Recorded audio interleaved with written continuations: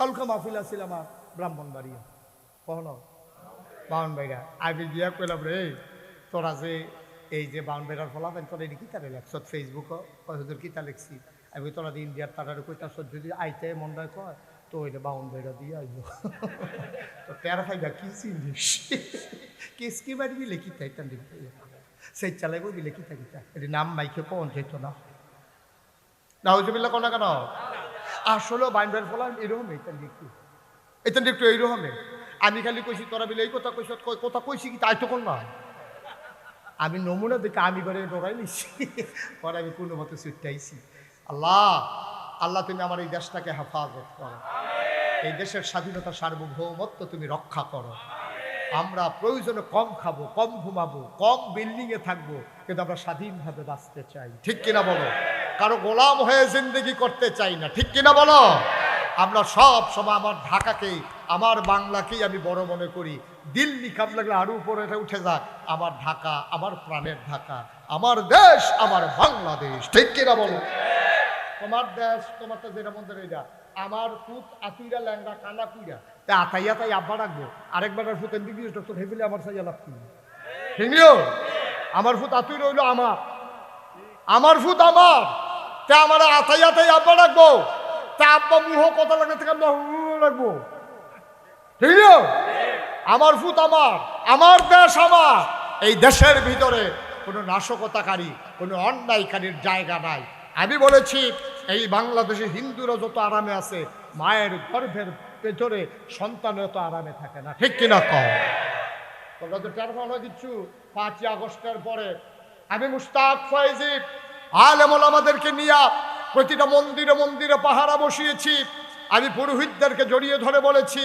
তোমরা নিরাপদ থাকবো যতদিন আমরা বেঁচে থাকি আমি মোবাইল নাম্বার দিয়ে এসেছি যত রাতে হোক ফোন করবা আমরা হাজির হয়ে যাব আমি ডিসি সাহেবকে বলেছি এসপি সাহেবকে বলেছি কুমিল্লা শহর নিয়ে আপনাদের চিন্তা করতে হবে না আসলেও হয় নাই ঠিক কিনা কও একটা মন্দিরে একটা পুরোহিতের গায়ে অথবা একটা মিষ্টি দোকানে একটা মিষ্টিও কেউ লুট করে খায় নাই এরপরেও বলে তারা শান্তিতে নাই বেশি আরাম পাইয়া তুমি বেশি যখন বেআরাম শুরু হইব তখন তার ফায়দা কারবারটা কি আমরা ওইটা করতে চাই না তোমাদের মন্দিরগুলো পাহারা দিলাম আমরা তোমাদের পুরোহিতদেরকে নিশ্চিন্তে নিঃসংকোচে চলার জন্য সুযোগ করে দিলাম আমরা আর তোমরা সেই সুযোগ নিয়ে আমার চিটাগঙ্গে আমার আদালতের প্রাঙ্গণে আমার অ্যাডভোকেট সাইফুল ইসলাম আলিফকে তোমরা প্রকাশ্য দিবালুকে দাও দিয়ে কুপাইয়া হত্যা করেছো ঠিক কিনা বলো আমরা মুসলমান শান্তিপ্রিয় মুসলমান বলে এখনো তোমাদেরকে বাংলাদেশের ভিতরে সুন্দরভাবে বসবাস করতে দেই কোনো আঘাত করি না করবো না আমরা কারণ আমরা বিশ্বাস করি আইন আমাদের হাতে তোলা নেওয়ার জিনিস না আইন শৃঙ্খলা রক্ষাকারী বাহিনী আছে অন্যায়কারীর শাস্তি হবে ঠিক কিনা বলো ইন্ডিয়ায় অপরাধ করলে হিন্দু বাংলার হিন্দু এটার জন্য শাস্তি পাবে না কারণ সে অপরাধ করে নাই সে আমার ভাই ভাই ঠাই হয়ে আমার দেশে সুন্দরভাবে চলবে আল্লাহ যেন তৌফিক দান করে সবাই কোনা আমি আপনারা জানেন যে আমি মুশতাক ফয়েজি আমার নামের সাথে একটা দুইটা শব্দ আছে পীর সাহেব দেখছেন না আপনারা আমি কিন্তু পীর সাহেব হতে চাই না পীর সাহেবের আমার শখ ছিল কিন্তু আমার আব্বা ইন্তেকাল করেছেন দাদার আগে এই জন্য আব্বার কাছ থেকে দাদার কাছ থেকে আমার উপরে দায়িত্ব চলে আসছে দায়িত্ব পাওয়ার কথা ছিল আব্বা তারপর যেহেতু ইন্তেকাল করছে তো দাদা আর কারে দায়িত্ব দিব আমার সাসারারে কেউরে না দিয়ে আমার বড় ভাই ছিল না দিয়ে আই কিন্তু আমি কি কইছি উঠতে না এটা মাহফিলে উঠানোর দুইটা সিস্টেম আছে এবারে একটা ফলো করছে যখন আপনি মাহফিলে মাইকিতে উঠবেন আইটার সময় ছুটটা বাচ্চা লই আইবেন তো এবারে উঠতে যাবো মাইসের দিকেও কি তো জান কিরে তে কান্দে আরেকটা বুদ্ধি আছে কই এলিতাম রে আর একটা বুদ্ধি হলো মোবাইলটা তুই বার করিয়া আইতে আসি কি যাবে না আইতে আসি দাঁড়া এই হলো আরেকটা লাইন আমার মাহফিলতে এই দুইটা গোপন পদ্ধতি আছে যাওয়ানের এছাড়া আর উঠোনের কোনো সিস্টেম নাই এবারে বোধ আগে শুনছে এলাকা সুইটাটা লই আইসে ভাই দিদি উঠো আমিন ক আমার দাদায় যখন আমার ফিরসাব বানাইছে আমার দাদায় মাত্র নাগাইশ দরবার 9 শতক জায়গা দিচ্ছে 6 শতক দায়িত্ব পাওয়ার পরে জমিন কিনা শুরু করলাম কিনতে কিনতে কিনলাম 18 একর, 1800 শতক। কয় শতক? কত?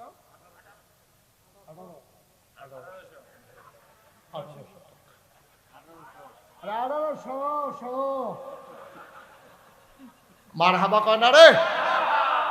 এই জমিনগুলোর উপরে আবার 10টা প্রতিষ্ঠান, একটা খানকা, একটা দাখিল মাদ্রাসা, নুরানি মাদ্রাসা, হাফিজিয়া মাদ্রাসা, ধাতব্য চিকিৎসালয়, গণপাঠাগার, গবেষণাগার, ছাত্রাবাস, ইয়াতিমখানা, মসজিদ। মারহাবা বলবেন না?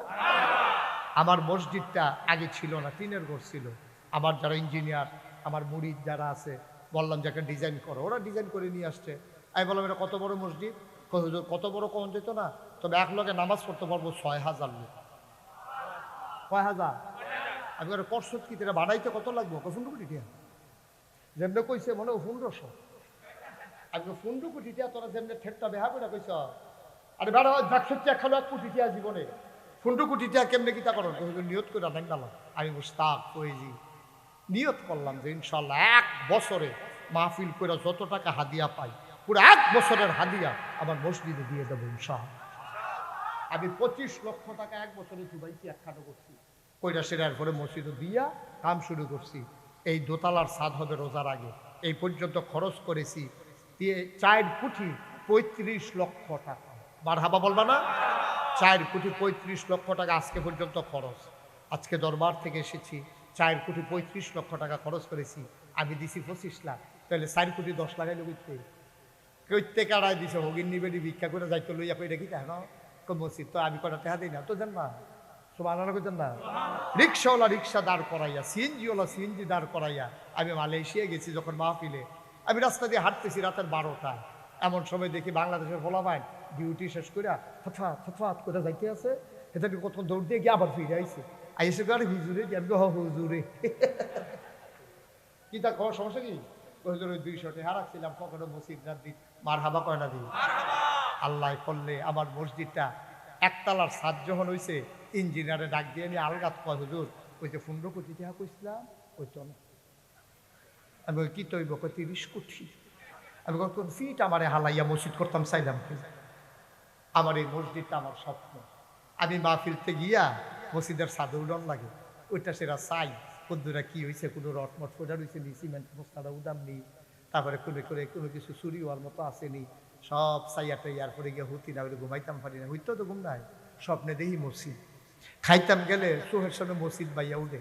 আমার সন্তানের কথা এত মনে পড়ে না, মসজিদ আমাকে যত যাতনা দেয়, যাতনা না আনন্দ দেয়, এটা আনন্দ। মারহাবা কইতেন না? আমার এই মসজিদটা আমার স্বপ্ন। 30 কোটি টাকার মসজিদ, নিচতলায় ফ্রি হাসপাতাল, দোতলায় 3 তলায় মসজিদ। আমি কোনোদিন এই নাগাইশের পীর সাহেব, বাংলাদেশে একমাত্র পীর সাহেব, কোনোদিন হাত পেতে কারো কাছ থেকে 1 টাকাও নেয়নি। প্রয়োজনে মানুষের পাশে দাঁড়িয়েছি, কিন্তু মানুষের এই যে আপনাদের এখানে পানি যখন হয়েছিল ওই নদীর পাড়ে, অনেক ছেলেরা এখানে সাক্ষী, আমি রাতের বেলা এসে ঘুরে গেছি যে কোনো সমস্যা আছে কিনা। বন্যা যখন হয়ে গেল, আমি 15 দিন পরিবার থেকে বিচ্ছিন্ন ছিলাম, মানুষের ঘরে ঘুরে ঘুরে আমার যা তৌফিক আছে আমি চেষ্টা করেছি মানুষের পাশে দাঁড়ানোর জন্য। কিন্তু আমার এই মসজিদ আমার স্বপ্ন, আমাকে যা ঘুমোতে দেয় না। আমি চাই, আল্লাহর নবী বলেছেন মান বানা লিল্লাহি মাসজিদান বানাল্লাহু লাহু বাইতান ফিল জান্নাহ, যে দুনিয়াতে মসজিদ বানাবে আল্লাহ নাকি জান্নাতে তার জন্য ঘর বানাবে। সুবহানাল্লাহ বলবেন না? এখানে যত